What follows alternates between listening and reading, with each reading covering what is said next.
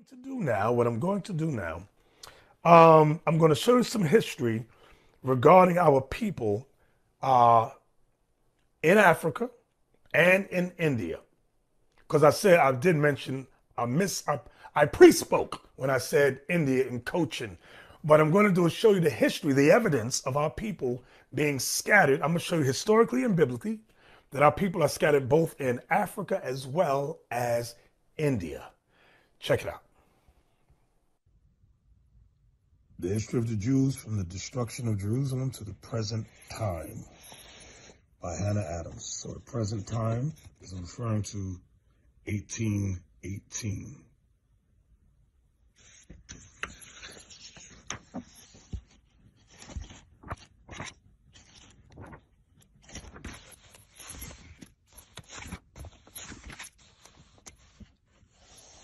Page 448.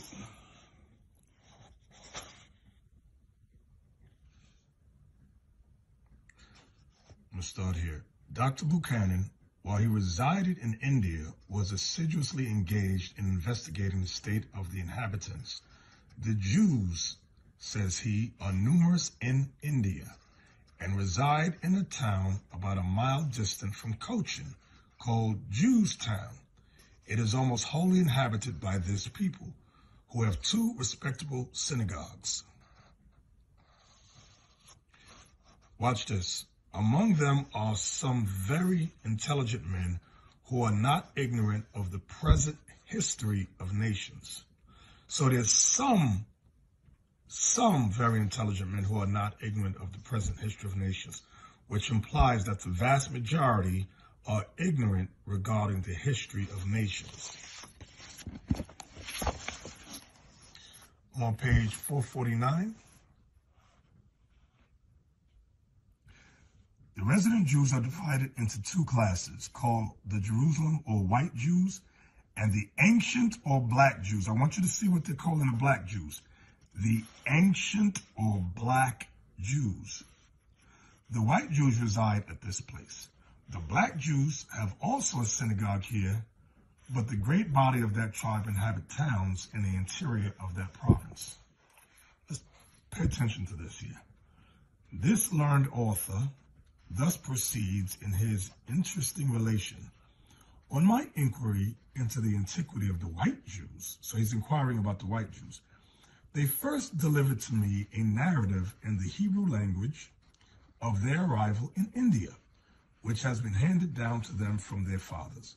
What you're going to find out is that these white Jews came around the time of the Spanish Inquisition. They were hunting down the Jews that fled from Spain and Portugal. Let me say it again. They were hunting down the black Jews which fled from Spain and Portugal. These white Jews were on a mission with whites from Spain, the King Ferdinand, Queen Isabella. Watch, I'm going to show you later on. Show you.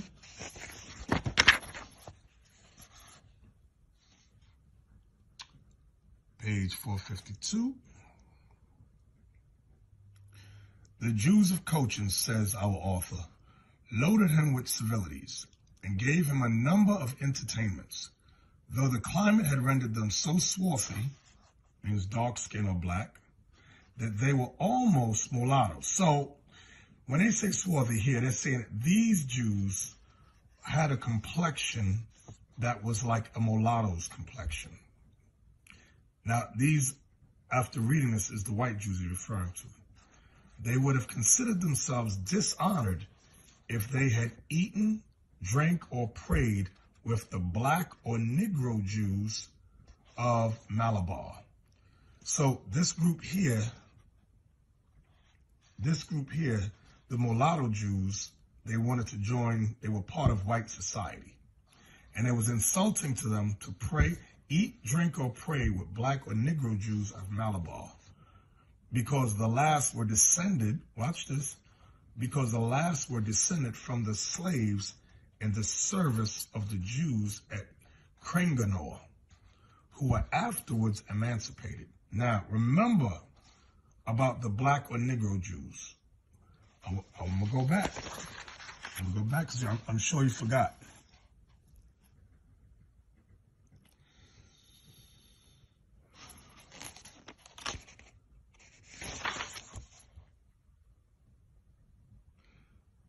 part that said ancient?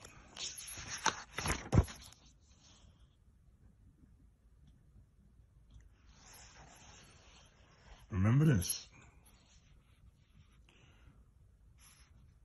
The Jerusalem or white Jews and the ancient or black Jews is calling the black Jews ancient, meaning they're the first, they're the original ones.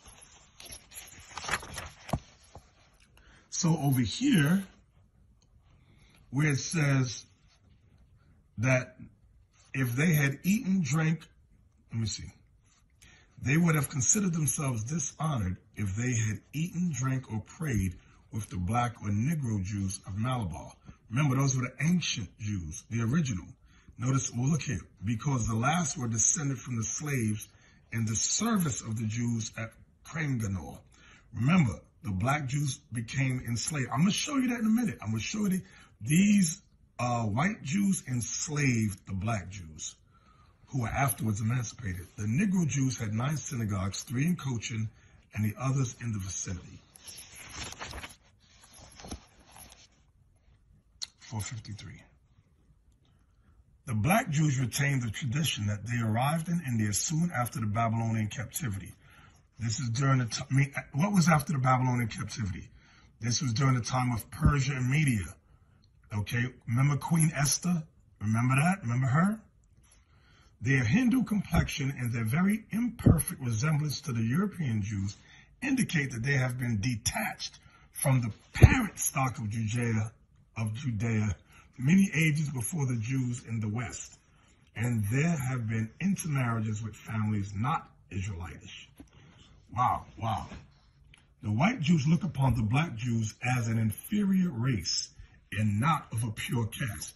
Remember, the black Jews were called ancient Jews. Wait, I know you forgot already. Let me go back.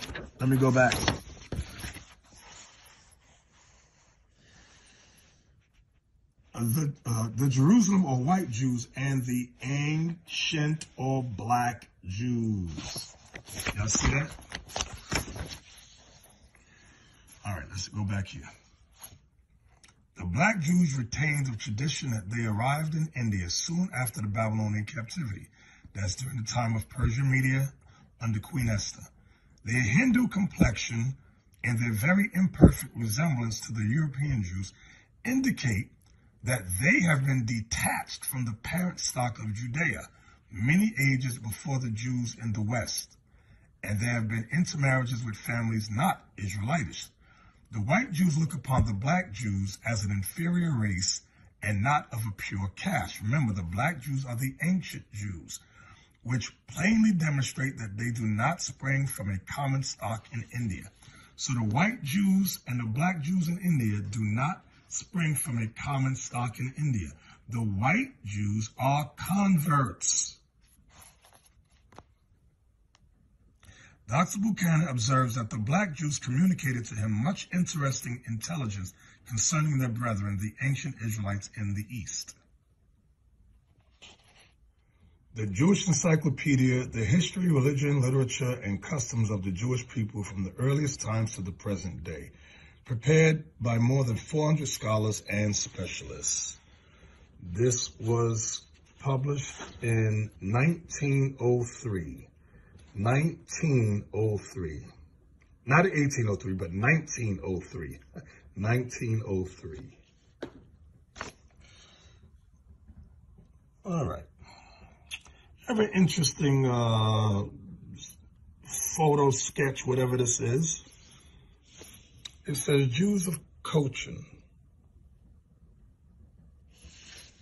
All right, let's go right here. Cochin. State of India. Within the Madras Presidency, the Jews in Cochin numbered 1,142 in 1891 and are divided into 2 classes. The whites, whose complexion is almost as fair as that of European Jews, and the blacks, who, though darker than the former, are not so black as Negroes and are of the same complexion as the Jews of Yemen or Kurdistan. Now, that's not necessarily true based on what we've read earlier, and I'm going to show you some pictures.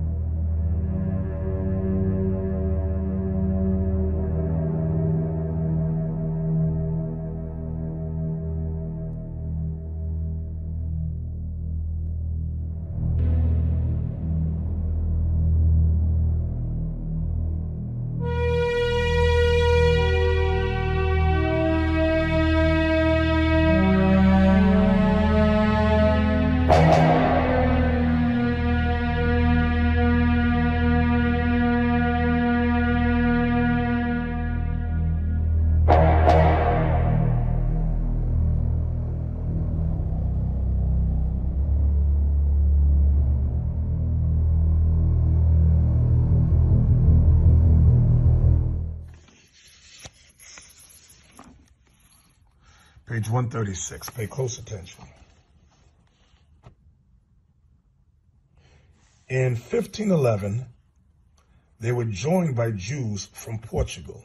So you had those black Portuguese that came to India. The Critical Review or Annals of Literature by Society of Gentlemen. This is published in 1783. On page 141, just to prove a point regarding the Portuguese.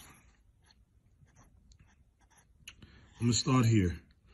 King John II in 1492 expelled all the Jews to the island of St. Thomas, that's in the west coast of Africa, which had been discovered in 1471, and to other Portuguese settlements on the continent of Africa. Okay, let's read on. And from these banished Jews, the black Portuguese, as they are called, and the Jews in Luango, that's in Africa, who are despised even by the very Negroes are descended, meaning the Negroes in Africa are descended from the very Jews that they despised, and the black Portuguese Jews. So my point for going here was that the banished Jews were the black Portuguese. In 1565, I believe that says, they were threatened with the Inquisition by the Portuguese Christians. So the Portuguese Christians during the time of the Inquisition followed the black Portuguese Jews to India, settling at Cronganore. So this is what I was telling you. You had many whites that came to India who were Jews, white Jews, converts, hunting the black Jews down during the time of the Inquisition. Okay? And fled to Cochin, where their number increased so rapidly. So the black Jews' number increased so rapidly in Cochin that the Portuguese historian De Barros, 1496 to 1570, refers to the king of Cochin as the king of the Jews. Asia 3:2-234. Watch this. Slavery was formerly allowed in Malabar, and the white Jews could make others slaves. Remember, these white Jews are converts.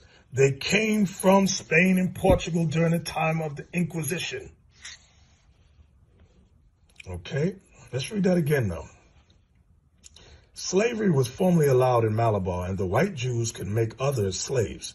The native males and females whom they bought were admitted as slaves according to the Jewish law, and even those who voluntarily entered the fold of Judaism were not admitted and treated as strangers of righteousness. So they were not admitted and treated as strangers of righteousness, to about the law of the stranger, but as slaves. Let's go down. Watch this. Even after undergoing these rites, they were not allowed to intermarry with the other Jews, to study the Holy Scriptures, or to wear tzitzits. They couldn't even wear what they called these fringes that they wear today.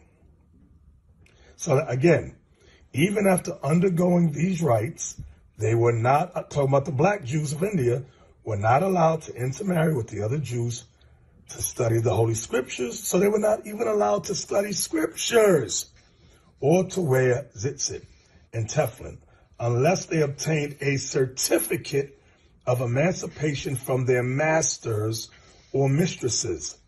To make this emancipation known to the community of the white Jews, the freed slave went about and kissed the hands of all the Jews of the city. So the black Jews that were emancipated had to go around the city and kiss the hands of all the Jews of the city. So we had to kiss the hands of white folks. You can't make this stuff up. All right. In 1848, the freed slaves asked permission of the white Jews to use the benches in the synagogues. Being refused, they moved within the boundary of the British territory where no distinction is made between masters and slaves. Let's go down. Though they neither eat nor drink together, nor intermarry, the black and the white Jews of Cochin have almost the same social and religious customs. I'm jumping down for time's sake. Among the blacks, there are no Kohanim or Levites, so that they hire impoverished white Jews. So the blacks that had no teachers have to hire broke, poor white Jews of the tribe of Levi, which they're not the tribe of Levi, they're converts, and of the family of Aaron on the occasion when their presence is necessary. So I'm going to go back here a second. How do they assume that these broke, poor white Jews of the tribe of Levi, through so-called DNA? So-called DNA, that's that garbage that that they follow and some of you blacks follow so foolishly. In order to say that you're of the tribe of Levi and of the family of Aaron according to DNA, you got to have Aaron's DNA on file, you morons. And nobody has Aaron's DNA on file.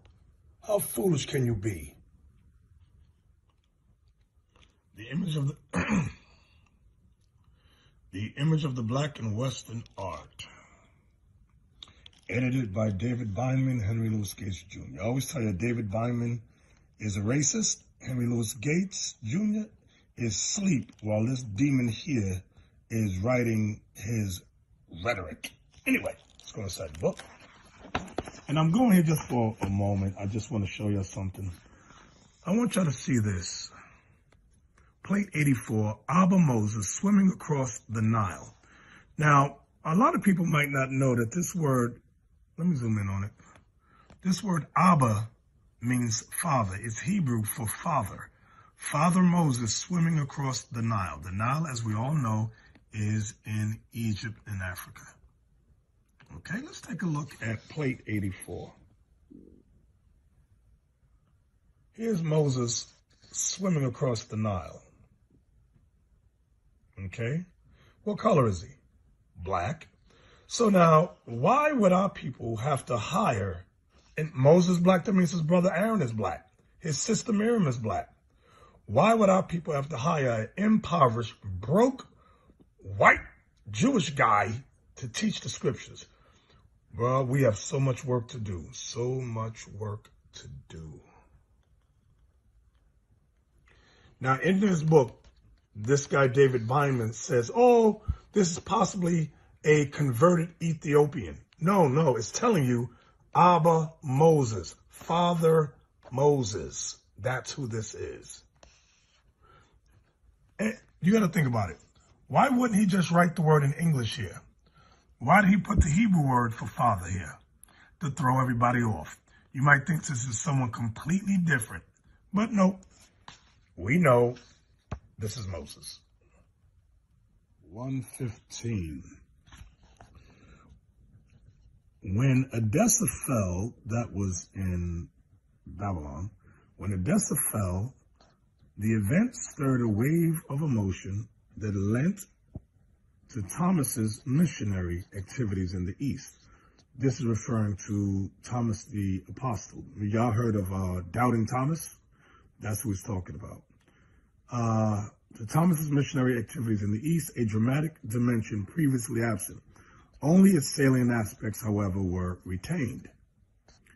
The tomb and the lost city were left in shadow, and the temple in India was exalted.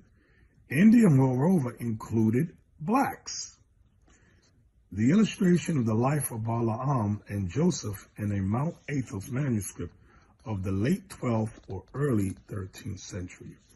I want to look at plate 96 above. Plate 96. This is in India. Notice the black people. This is who St. Thomas was leading to repentance in Christ. These black Jews. Notice all the black faces.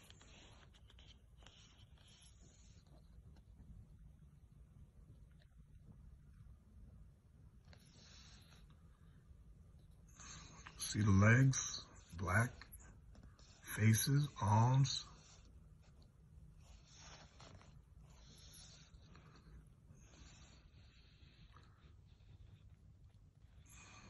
UNESCO International Scientific Committee for the Drafting of a General History of Africa. General History of Africa, Abridged Edition. 5th. Africa from the 16th to the 18th century. All right, let's go inside. I'm going to page 67. This is just a side note. I'm still dealing with India just for the most part because most of us have heard about the cities, and I've mentioned them many times. The cities of Janjira descended from Africans who arrived from Gujarat in 1489. Those are the cities. You may see some videos on the internet regarding the cities. Now we have a better understanding of from whence they came. Let's go down. The Janjira cities played a considerable role in Indian history. Pay close attention. Africans also settled along parts of the Malabar coast during the 17th and 18th centuries. These were black Jews. Do y'all see this? These were black Jews, descendants of African slaves, who had left Cochin and Kerala in southern India to come and settle on that coast. Most became domestics and intermarried with local inhabitants and other Jews. Do y'all see that? So these Jews of Cochin, Malabar, the cities, were black Jews. Now you'll see many, like in this book, they also go into and tell you that the cities' religion was primarily Islam, but that did not change the fact that these were black Jews. For example, here's a drawing here. Let's see what it says underneath it. Malik Ambar, an African king in India. An African king in India in the 17th century. All right, here I'm going to zoom in on Persian Gulf.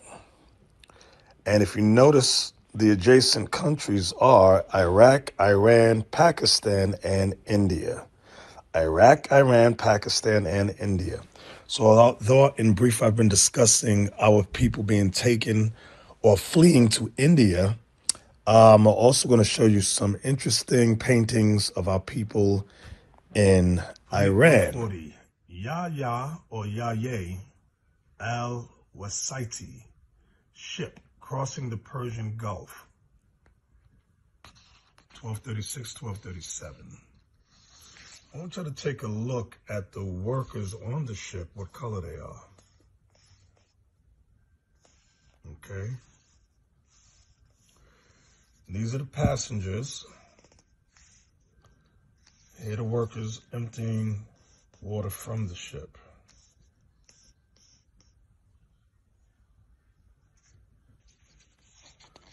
Now watch this. I'm going here.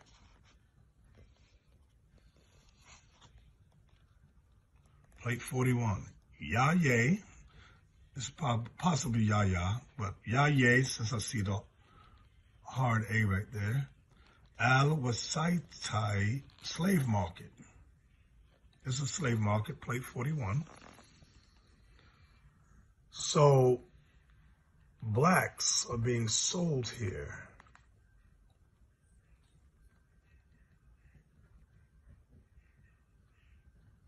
This is around Baghdad, in Baghdad.